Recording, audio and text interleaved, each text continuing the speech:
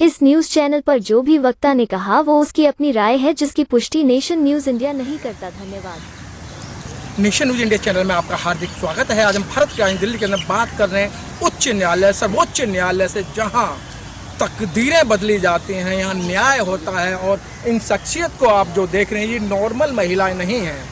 और ये आए दिन सोशल मीडिया पर, वेबसाइट पर, मीडिया के कोई भी कोना ऐसा नहीं बचता जहां इनकी फ़ोटो ना आए। हमारे बीच में है पूनम बोध जी।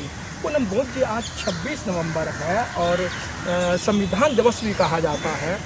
आपके चेहरे पे बड़ी अच्छी मुस्कुराहट है, एक महापर्व है आज, तो इस पर्व को आप कैसे देखते हैं? सर, आज के दिन ही डॉक्टर बाबा साहेब अम्बेडकर ने 26 नवंबर 1949 को संविधान बनाकर तैयार कर दिया। और ये एक ऐसा दस्तावेज भारतीयों को दिया कि जिसके अनुसार इस देश की जो बहुसंख्यक आबादी है, जो कीड़े मकोड़े जैसा बदतर जीवन जी रही थी संविधान से पहले, लेकिन संविधान लागू होने के बाद वो लोग मान सम्मान और स्वाभिमान का जीवन जी रही है। हर क्षेत्र में महिलाओं को बराबरी मिल रही है, सिर्फ और सिर्फ संविधान की बदौलत। तो बाबा साहेब डॉक्टर अम्बेडकर ने जो संविधान बनाया, किसी एक जाति वर्ग विशेष के लिए नहीं बनाया, अपितु पूरे देश के लिए बनाया। क्योंकि ये देश जितना भी आज आगे बढ़ रहा है, वो सिर्फ और सिर्फ बाबा साहेब के संविधान की बदौलत। मैडम, जिस तरीके से कहा जाता है, कुछ महिलाएं ये कहती हैं ये संविधान तो दलितों का है, दलितों के लिए बनाया है। जिस तरीके से अपर कास्ट की महिला कहती है ये तो दलितों का है, दलित ही इसमें काम करेंगे। क्या ये दलितों के लिए है या जी बिल्कुल, क्योंकि बाबा साहेब को जातियों में समेट कर रख दिया। और जब तक वो जातियों में सिमटे रहेंगे, मुझे नहीं लगता कि आप देख सकते हैं कि जो अनपढ़ महिलाओं की मैं बात नहीं करूँ, पढ़ी लिखी महिलाएं भी बाबा साहब को क्रेडिट नहीं देती हैं, जबकि वो पढ़ सकती हैं। इतिहास है हमारा, ये कोई ऐसी हवा में नहीं फेंक रहे हैं। अमेरिका जैसा देश, जहां बाबा साहेब के नाम की सड़क बन जाती है, कोलंबिया यूनिवर्सिटी में बाबा साहेब का स्टैचू लगाया जाता है। और आज ये गर्व की बात है कि सुप्रीम कोर्ट में भी डॉक्टर अम्बेडकर की स्टैचू लगाई गई है। तो ये हमारे लिए बहुत गर्व की बात है कि जिनके ज्ञान का डंका पूरी दुनिया में बज रहा है, लेकिन वहाँ पर बाबा साहेब को, इस भारत देश की अगर बात करूँ तो सिर्फ जातियों में उन्हें यहीं पे समेट के रखा है, क्योंकि वो कभी भी डॉक्टर अम्बेडकर को वो सम्मान का दर्जा नहीं दे पाए जो उन्हें एक्चुअल में मिलना चाहिए था। पूनम जी, क्या लगता है कि अब कुछ दिन से चर्चाएं चली आ रही हैं कि संविधान खतरे में, संविधान खतरे में, इसके ऊपर भी करीब 25 लाख संगठन बन गए कि संविधान बचाओ, संविधान बचाओ। क्या लगता है संविधान खतरे में है क्या? बिल्कुल, देखिए, जब तक हम लोग अज्ञानी रहेंगे, संविधान की हमको नॉलेज नहीं रहेगी, तब तक संविधान हमको लगेगा खतरे में। और खतरे में वो तब से नहीं है कि अभी से या 2-4 साल से, वो खतरे में तो तब से है जब से वो बना है। तभी से मनुवादी ताकतें उसको जो है असफल करने में लगी हुई है। लेकिन संविधान को खत्म करना इतना आसान नहीं है, क्योंकि अगर संविधान में कुछ भी फेरबदल होती है तो इसका इफेक्ट हमारे ऊपर पड़ेगा, यानी बहुजनों के ऊपर होगा। तो संविधान को खत्म करना इतना आसान नहीं है। जो ये लोग सोचते हैं कि संविधान को खत्म करके हिंदू राष्ट्र हम लोग बना देंगे, तो हिंदू राष्ट्र किसी भी कीमत पर नहीं बनेगा, क्योंकि इस देश में सभी जाति धर्मों के लोग रहते हैं। इसमें हिंदू भी रहते हैं, मुस्लिम भी रहते हैं, सिख भी रहते हैं, ईसाई भी रहते हैं, जैन भी रहते हैं, बौद्ध भी रहते हैं। तो यहाँ सिर्फ हिंदू थोड़ी ना रहते हैं जो इस देश को हिंदू राष्ट्र बनाने में लगे हुए हैं। मैडम, जब बाबा साहब ने संविधान राजेंद्र प्रसाद जी के हाथ में सौंपा था, तो सौंपने के बाद में बाबा साहब की आंखों में आंसू थे। जी बाबा, आज जिस संविधान को मैंने जिन हाथों में दिया है, वो हाथ सही नहीं है, वो हाथ बहुत गंदे हैं। बिल्कुल, बाबा साहेब ने जब संविधान दे रहे थे तो उनकी आंखों में आंसू इसीलिए थे क्योंकि उन्होंने संविधान रूपी एक मंदिर तो बना दिया, लेकिन उस पर जो है राक्षसों का कब्जा हो गया, है ना। तो उस पर जब राक्षसों का कब्जा हो गया, क्योंकि ये बात बाबा साहेब ने भी कही थी कि अगर संविधान को आग लगाने की बात कही तो सबसे पहले आग उसमें मैं लगाऊंगा, ये बाबा साहेब ने कहा था। और वो इसीलिए कहा था क्योंकि जिन लोगों के हाथों में वो संविधान सौंप रहे हैं, वो घटिया मानसिकता के लोग हैं, उनके अंदर नैतिकता नहीं है, इंसानियत नहीं है, मानवता नहीं है, जो कि आज आप देख सकते हैं। जी ठीक है। आपके चैनल को बहुत बहुत साधुवाद और सभी दर्शकों को मेरा नमो बुद्धाय जय हिंद।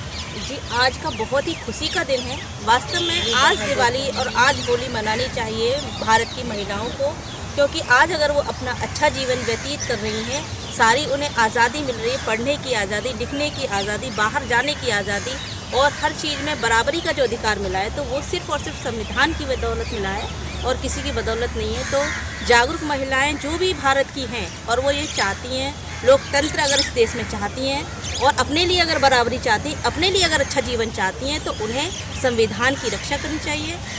रक्षा का मतलब है कि संविधान का पालन करना चाहिए, उसमें जो नियम कानून है उनका पालन करना चाहिए। मैडम जी कह रही हैं संविधान का पालन करना चाहिए। लोगों से अभी तो मंदिर नहीं छूट रहे हैं और ये कांवड़ सेवा नहीं छूट रही हैं, तो संविधान का पालन कैसे होगा? पहले तो सभी को नमो बुद्धाय जय भीम। और आज बहुत शुभ दिन है क्योंकि आज ही के दिन बाबा साहब भीमराव अम्बेडकर ने संविधान जो बनाया था वो पूर्ण रूप से लागू भी किया गया था इस भारत देश में। अभी आपने एक सवाल किया था पूनम जी से कि बाबा साहब की आंखों में आंसू क्यों थे। मैं थोड़ा सा इस पे करना चाहूँगी बात। बाबा साहब ने जब संविधान को सौंपा था तो जब बाबा साहब रो रहे थे जिस समय, तो उनकी आंखों में आंसू जो थे वो तो थे, उनको एक डर भी था कि मैं संविधान को, उन्होंने अपनी तरफ से कोई कसर नहीं छोड़ी संविधान को बनाने के लिए, ऐसी कोई चीज़ नहीं छोड़ी कि किसी के लिए वो चीज़ ना हो पाए। लेकिन जब बाबा साहब ने जो संविधान को सौंपा था, जब एक बात भी कही थी कि बाबा साहब ने कि मैं जो संविधान दे रहा हूँ, चाहे वो संविधान कितना भी अच्छा क्यों ना हो, ठीक है, इसको चलाने वाले लोग अच्छे होंगे तो संविधान अच्छा होगा। अगर इसको चलाने वाले लोगों की नीयत खराब हुई तो ये संविधान कितना भी अच्छा क्यों ना हो, हमेशा बुराई साबित होगा। तो आज वो बात बाबा साहब भीमराव अम्बेडकर की बिल्कुल सच हो रही है कि संविधान बिल्कुल सही है, लेकिन ये इसको चलाने वाले लोग सही नीयत के नहीं हैं, इसलिए संविधान ढंग से नहीं पूर्ण रूप से चल पा रहा जिस तरीके से चलना चाहिए। समाज में जितने भी लोग हैं, जितनी भी मैं बताती हूँ महिला, प्रत्येक किसी भी जाति से आती हो, महिलाओं को सोचना चाहिए, समझना चाहिए कि परम पूज्य बाबा साहब भीमराव अम्बेडकर ना होते तो शायद आज जितनी भी महिलाएं इस भारत देश में किसी भी पद पे विराजमान है या कहीं भी जॉब कर पा रही हैं, तो परम पूज्य बाबा साहब भीमराव अम्बेडकर का उसमें बहुत बड़ा योगदान है। हम लोगों को कभी भी घर से बाहर निकलने का कोई अधिकार नहीं था, हमें जॉब करने का अधिकार नहीं था, हमको शिक्षा लेने का अधिकार नहीं था, हमको पढ़ने का अधिकार नहीं था, हमें अच्छे घर बनाने का अधिकार नहीं था, रोडों पर चलने का अधिकार नहीं था, खाना खाने का अधिकार नहीं था। अच्छा, तो ये तमाम अधिकार बाबा साहब भीमराव अम्बेडकर ने हमें संविधान और हिंदू कोड बिल के माध्यम से दिए। मैडम ये आपने बहुत अच्छी बात कही, तो जो आपकी बहन हैं या जो आपके चाचे ताई हैं, आप उन्हें क्यों नहीं समझा पा रही हैं? क्यों नहीं वो मंदिर और मस्जिद की जो बात करते हैं या कांवड़ सेवा की बात कर, क्यों नहीं छोड़ पा रही हैं? हाँ, उसका एक रीजन है। कहते हैं ना कि जो बचपन से जो चीज को माइंड में बैठ चुकी है उन लोगों के, क्योंकि उनको शुरू से वही चीज़, क्योंकि हमारी दादी नानी के टाइम पे भी वो आज से करीब करीब आप 75 साल 80 साल पीछे बैक में चले जाइए, आप वहाँ जाके देखिए, वहाँ महिलाएं हमारी ज़्यादा पढ़ी लिखी नहीं थी। अभी 70-75 सालों में जो कुछ महिलाएं, हमारी दूसरी पीढ़ी जब आई है, वो पढ़ के जान रही है, बाबा साहब के संविधान को जान रही है, उनके अधिकारों को जान रही है। जो महिलाएं पाखंड में जो अभी घुसी हुई हैं, निकल नहीं पा रही हैं, उसका एक रीज़न है क्योंकि उनकी दादी नानी ने, सास ने उनके ऊपर थोपा हुआ है वो चीज़। वो बेचारी क्या करें, अगर वो उनका अगर मायका बौद्धिस्ट होता है तो वो ससुराल नहीं मिल पाता उनको, और ससुराल अगर बौद्धिस्ट हो तो फिर मायका मिल जाता है इस तरीके का। तो महिलाओं के लिए बड़ी दिक्कत है और इस दिक्कत को ख़त्म करने के लिए महिलाएं पूरा काम कर रही है। हम लोग रात दिन काम कर रहे हैं और महिलाओं को जगाने का भी कार्य कर रहे हैं कि बाबा साहब भीमराव अम्बेडकर की भीम ज्ञान चर्चा के माध्यम से महिलाएं बहुत जागरूक हो रही हैं। मैडम जी अभी मैडम ने बोला कि ये जो चीज़ें हैं, जो अंधविश्वास जो थोपा गया है, 70-75 साल हो गए मैडम जी। कहीं जूती में पानी पिलाया जा रहा है, कहीं मूंछ रखने पर मार दिया जाता है। अभी मणिपुर के अंदर 2 महिलाओं को नंगा घुमाया गया।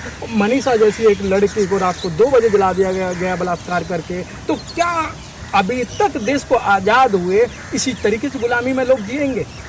जी, क्योंकि देखिए बाबा साहब ने कहा था कि 26 नवंबर को उन्होंने कहा था कि 26 जनवरी 1950 को हम ऐसे दौर में जा रहे हैं जहाँ पे हम राजनीति में तो एक समान होंगे, लेकिन सामाजिक और आर्थिक रूप से हम गैर बराबरी में होंगे। और सरकार की ये जिम्मेदारी बनती है कि वो सामाजिक और आर्थिक गैर बराबरी को ख़त्म करे। लेकिन 75 साल होने के बाद भी सरकार ने इस गैर बराबरी को ख़त्म नहीं किया और उसका खामियाजा हमको आज भी भुगतना पड़ रहा है। आज भी इस देश में संविधान होने पर जातिवाद इतना बढ़ा हुआ है, उनको मूछे रखने पर मार दिया जाता है, मटका छूने पर मार दिया जाता है, घोड़ी पर नहीं चढ़ने दिया जाता।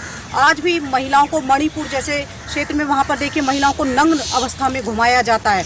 तो ये जो सारी चीज़ें हो रही हैं क्योंकि इस देश में आज भी असमानता कायम है।